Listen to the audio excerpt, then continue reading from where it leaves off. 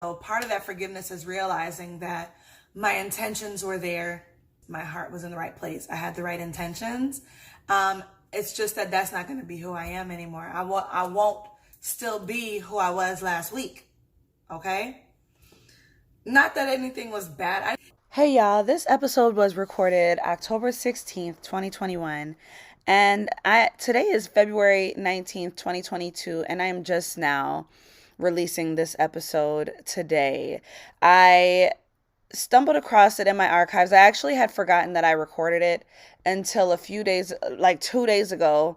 And I'm realizing now that this episode has to be published. It was never meant to see the light of day. After I recorded it originally, I was like, I'm never going to post this. And here I am doing things I said I would never do. I hope y'all enjoy this episode. I hope this helps create freedom for somebody, or compassion or forgiveness for self. I hope it just challenges some of your inner thoughts in a way that benefits you in your journey. Thank you.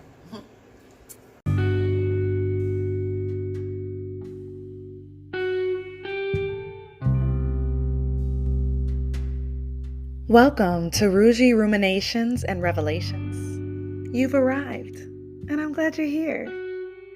In this podcast, we talk about and acknowledge the interconnected web of thoughts that may spiral or ruminate through the mind at times, and the revelations that we may come into that shift, expand, and create clarity in the awareness through mental download, conversation, experience, or increased self-awareness. We're going to be working on the mind fascia. Is that a thing?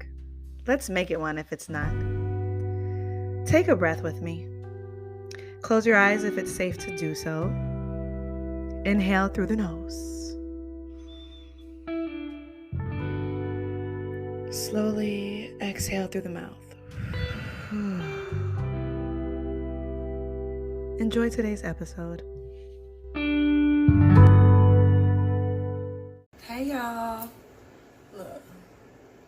I like this Palo Santo. Oh, I like the smell of that. I like that Palo Santo. It smells good. Put some right here. Cleanse this space. And cleanse y'all. There we go. Yeah. Okay. We're gonna set it here on my little smudge holder. Boom. All right, y'all. So, let me do my introductions. Put this on here. I broke one of the pieces of it. I got my smudge holder. This is so cute, but I did break it a little bit. But look at this. It's so cute, and it has like a little lip there for you to set your smudge on. I got this from a Piece of Love Lace here in Madison, Wisconsin. And it also came with a rolled bundle of sage, white sage, lavender wrapped in rose petals, okay? So yeah. All right, drink your water. Hydrate. Okay. What's up, y'all? Y'all like my earrings? Papyrus and charm. Y'all like my lips? Do my lips look luscious? Perfect Imperfections chocolate lip balm. This has shea butter, sweet almond oil, candelia wax. I don't know how to pronounce that. And cocoa butter. Candelia wax. I don't know, but look at my lips. Cute. Well, I did exfoliate today, but y'all see this glow? I ain't got on no makeup. All I put on is this. This just vivacious glow. This is just glow, okay? I've been drinking my beetroot every day, hydrating, drinking my water. I haven't had alcohol in like almost 2 months. Next week will be 2 months, I think, almost. Okay, so I wanted to just basically talk about this. Two things. And I can't say how long or short this is gonna be. But 2 quick things, okay? So number 1, I did an interview last week I did an interview last week, and I have literally been trying to make peace ever since then with myself after I did this interview, because I was like, wow, by the time that the interview is published, by the time that it's available to whoever wants to listen, I won't be the same person anymore. I'm already not the same person since last week when I did the interview. You know what I mean? I did an interview for a podcast. Shout out to Born to Create. I did an interview for a podcast though last week, and I'm like, dang, like I'm not even going to be the same person by the time that the podcast releases that I was at the time of the recording. And I've been making peace with that, because I'm like, man, I guess I got to be okay with the fact that I've evolved. I feel like I've evolved a lot in that week since then, and I will definitely evolve much more in the time to come by the time that it gets released. And so for a lot of last week, I was feeling very like uncertain, very like worried or regretful, because I was like, man, like by the time it listens, am I going to be okay with that? Because it'll be a past version of myself that's been released to the public. It won't be representative of who I am at the time that this comes out, right? I won't be the same person anymore. And I've really just been making peace with that. So with that being said, like the main thing for that thought for myself is that I also have to recognize that through sharing, I was able to evolve. And had I not have shared, I probably would not have evolved as rapidly as I did last week after I did share. It was like the fact that I shared and I got my thoughts and my words outside of myself and shared them with other people. Usually I keep all of this to myself. You know what I mean? I keep my thoughts and whatnot to myself. So for this particular occasion, I sat down and had an hour-long conversation with people, and it's going to be released to the public, right? And so then I'm like, man, I won't be that same person anymore. I've had time to think about the things that I said. I've had time to think about, my feelings around some of the things that we talked about. And I'm like, man, like, I've evolved. So it's like that was a version, but now like my thought and whatnot has expanded into more. So I'm thankful. At first I was feeling worried and concerned, but now I'm feeling thankful for the opportunity to share, and then also for the opportunity to grow, or for the growth that opportunity facilitated within me, right? So that's that. I'm so excited though for when y'all do get to hear the podcast episode. I'm excited for when y'all do get to hear it. And then additionally, I lost my voice because my son played football last night, okay? So, like, I'm super hoarse. My son played football. I thought it was, like, his last game in high school football, but we made it to playoffs, so there will be more games to come. But yeah, he, his game was last night, and I'm always hoarse on Saturday mornings during football season because my son be playing on Friday nights under the lights, okay? So you know how in fairy tales I'm not going to say just fairy tales, but you know how like in movies and stories and cartoons and whatnot, when somebody is like, I don't know, when they're trapped or when they're dead, when they're stuck, when they're unconscious, they usually get saved by somebody's tears. You can save your tears. You know how they be saved by somebody cries, and then it brings them back into consciousness. It brings them from the dead. It renews, it brings renewal. They have another chance at life, right? They get to be their true selves because somebody was crying on their behalf, crying for their loss of that person. And the tears have some type of a magic in them that brings consciousness, that brings renewal, that brings life, okay? And so I was like, wow, like tears are so magical. All of that because somebody released. Somebody did the clearing. Somebody did the work of releasing, and that release created and facilitated freedom. And so I wanted to just talk about that. I know I'd be talking about tears and crying all the time, and here I am doing it again. And I just wanted to talk about like how I noticed that in like those movies and whatnot, Writers are not putting those nuggets in there consistently for no reason. Artists are not illustrating that for no reason. And so I think it's very important to take note. What is the message that they're trying to give us? What is the magic that the tears hold? What is the magic that crying holds for ourselves and then also for others? So I was watching Hoarders this morning. I don't know why I think Facebook be playing with the algorithm. So this morning they randomly started showing me hoarders, and I think I watched it, so it just kept showing me more and more videos about hoarders, right? And people who are hoarding, we're not going to get all into the background and the history and the psychology about hoarding right now, but if you know about hoarding, usually it starts from a traumatic place. For the most part, people usually start hoarding because of an experience that was a traumatic experience, and they channeled that into their hoarding behavior. Okay, they're clinging. That's their ability to control what they could not have control over before. Okay, that's how hoarding starts.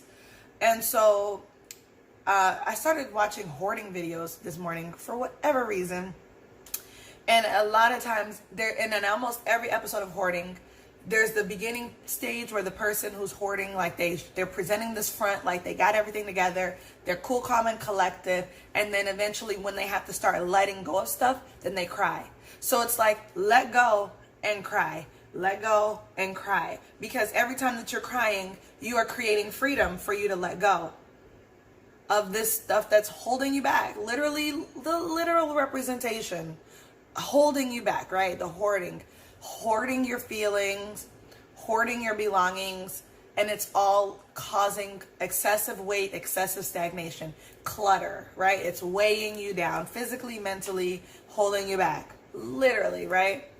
And so when we don't cry, we kind of end up with those hoarding. We end up hoarding in here. We hoard those experiences.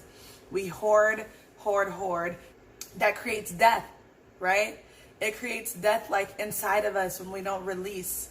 We are humans, right? We're constantly shedding our skin to create new skin, right? The old skin cells, they die. Our body internal organs, they detoxify. They go through this cleansing cycle, right? All of these functions in our body is created to go through a death and renewal cycle. And the same thing, I feel like the same thing can go for the same thing. I feel like the same thing goes for tears. I feel like through tears, you are doing a shedding. You are cleansing in order to renew and restore. So, like if you're hoarding, if you're not allowing your emotions to free themselves, you are holding them in captivity. Think about how in the fairy tales, somebody might be held in an unconscious state of mind, or might be frozen into a stone or something, or shifted into another expression that's not their true expression. And then somebody cries and it frees them from that captivity, right? So, and then also if you think about it, if we're all connected and if we're all one, if you look at it from the lens of oneness, then you will see, like, if I cry for you, it's not any separate from me crying for self, right? And when I say crying for, what I really mean is like crying to cleanse, crying to create and facilitate freedom within self and others, right? Because of the fact that it's all connected. We are all connected. There is no real separation because of the fact that every cause has an effect. So if I do something for you, I'm also doing for self. And then if I do something for that stranger over there, that impacts me also. So if you're looking at it from the sense of oneness and connectedness, there is no separation, right? So you are creating freedom from captivity for not just this outside source. You're creating that freedom within. If you are crying to bring consciousness back into reality, those tears unlock more consciousness. Bringing you from the unconscious, bringing you from unconscious to consciousness. Bring me from death to immortality. Lead me from sleep to waking. Lead me from unreal to real, right? And we can use those tears as a vessel to facilitate that. My camera is about to run out of battery. And so I just want to say that we're always evolving. Number one, that's the beginning. I don't know. Neither of these are connected, but they are. We're always evolving, and then finding forgiveness in yourself and allowing yourself to continue to evolve and acknowledge that your past selves were necessary. You had to be those in order to be whoever you. And my camera shut off. And the thing is, the thing about the coming to the understanding. Look, I had something on my eye the whole time. I didn't even know it. The part about coming to the understanding that I needed to share in order to facilitate the growth forward, the forward movement, is that I had to forgive myself for not being, I had to forgive myself because I was like, man, like, I feel, how do I put it? I had to forgive myself and make peace with the fact that I'm not going to be who I was back then by the time that the podcast is released, right? And so I have to realize, though, part of that forgiveness is realizing that my intentions were there, that I had my intentions, my heart was in the right place. I had the right intentions. It's just that that's not going to be who I am anymore. I won't still be who I was last week. Okay? Not that anything was bad. I didn't say anything bad on the podcast. It's just that I'm going to be listening to it whenever it comes out. And I'm going to be like, dang, like there was more. I should have shared more. I should have went into more detail about blah, blah, blah. Or I should have been more elaborate or more concise. You think about all the shoulda, coulda, wouldas, and then you're like, dang, like I just got to forgive myself for not having the mind today that I had that day. And then move on. I had the right intentions. Otherwise, the other me would have been like, Keena, the other, I guess, to acknowledge the other side within me that makes me hesitant or that make me feel, shamed or frustrated with myself. It would be like the part that says, this is why you shouldn't go and share. This is why you shouldn't release videos, because you're gonna post it or it'll be published, and then you're going to realize all the things that you should have or could have said better or differently. But there's no compassion in that. That's perfectionism mindset. I'm not a perfectionist. Even though that type of behavior exists in me, I'm a practitioner. I practice. So acknowledging the practitioner in me says, well, Keena, you're going to constantly be changing and evolving. There's no lack of, of discussion. There's no limitation to how many times you can talk about a subject as you grow and evolve, as your understanding expands, as your horizon broadens around certain discussions and topics. By speaking and by sharing, and by practicing, the only thing that I'm doing is laying more bricks on the path in front of me. Okay? And so I say that on that particular subject to encourage you, anybody, to do the practice, to do the thing that you was going to be doing. Go ahead and get to that doing, okay? Because by not doing so, your intention to not do the thing that you wanted to do, is rooted in a place of fear and lack. So don't let that be you by saying, I'm not going to do it because what if I don't get it right? What if I change after I do whatever the first thing was? What if I make a portrait? And then after I make that portrait, I realize, man, I could have done better. I could have done something more. I could have honed in on this. Then guess what? Your eye would not have recognized that if you had not have done this first one. Does that make sense? Okay, I'll do another example. Think about maybe we'll do language and then we'll do cars. Language.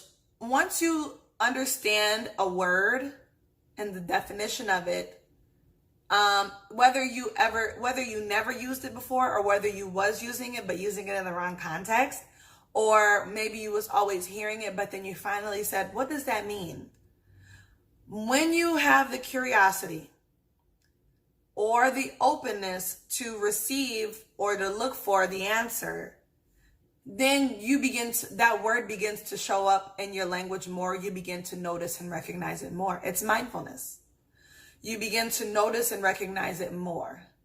Just because you had that first initial experience, that initiation into that word, and now you're recognizing it, you're seeing it everywhere, right? Think about with the car. As soon as you get you a red car, you know, the red car story, or a green car, whatever, as soon as you get your car or the brand, then you start noticing the same car everywhere. I never noticed the car that I have until I got it, and now I see it in every parking lot. Nothing changed besides my awareness. And it was only because I opened up myself to that first experience for the subsequent experiences to take place and unfold, right? Let's say, what was the other thing I just immediately thought about just now? Was joy. Okay, so do the same thing with joy. Okay, that's what I was gonna say. What if you did the same thing with joy? What if you woke up every day and was like, I'm gonna look for joy everywhere around me? If you start practicing looking for joy, if you started to practice seeing gratitude, you will see it everywhere and in everything. It's undeniable. So like, that's how sometimes I wake up, and then so when I say good morning joy, good morning gratitude, good morning prosperity, good morning abundance, when I say those things in my morning ritual, I see them everywhere. I see joy everywhere and in everything. I see prosperity everywhere and in everything. Prosperity. I see abundance in everywhere and everything. I see limitless everywhere and in everything. Okay, I see clarity everywhere and in everything. I see freedom everywhere and in everything, because those are the things that my mind is now open to. So now I'm seeing it. So allow yourself to evolve, because the more that you open yourself up to the evolution, the more you will be able to journey on the path that is meant for you. You will be able to sweep your broom, will be able to get to sweeping, clearing away the clutter and the dust that's on the path in front of you, so that you can walk with minimal obstruction into your destiny, into whatever you are meant to do, into your purpose. Okay? So do that, okay? Allow yourself to be a practitioner. I know I've already made other videos about being a practitioner and perfectionism, letting go, releasing that perfectionist mind state. And then also, with that being said, allow the tears to create and to facilitate. If you need to cry, cry, and let those tears be magic. Let them be a vessel, a channel, let them be a channel for your freedom. Let your tears be a channel for your freedom. Let your tears facilitate the cycle of the evolution of death into renewal, okay? Inside of you. Let your tears serve to detoxify your body. Let your tears take you out of captivity. Let your tears bring you out of unconsciousness into consciousness, all right? Through the magic. Allow them to do their magic. I know those are two separate topics, but again, they are one, okay? So that's it. Evolution requires forgiveness and practice. Being able to evolve is something to be thankful for, even if shame arises in that journey. Okay, am I even recording? And through the journey, sometimes you might experience emotions. Do not bottle them up inside of you. Let them clear the way to freedom. Let them clear the way for you, because that's what they're there for. Okay, they're magic. And all of that is magic unfolding, right? All right, that's it. Peace out. See y'all next time. Thank you so much for tuning in. If you enjoyed this episode and look forward to what is next, take this moment to follow, share with someone who might enjoy this, and subscribe. Let's close out this time spent with a breath of closure. Close your eyes if it's safe to do so. Inhale through the nose. Slowly release the breath from the body.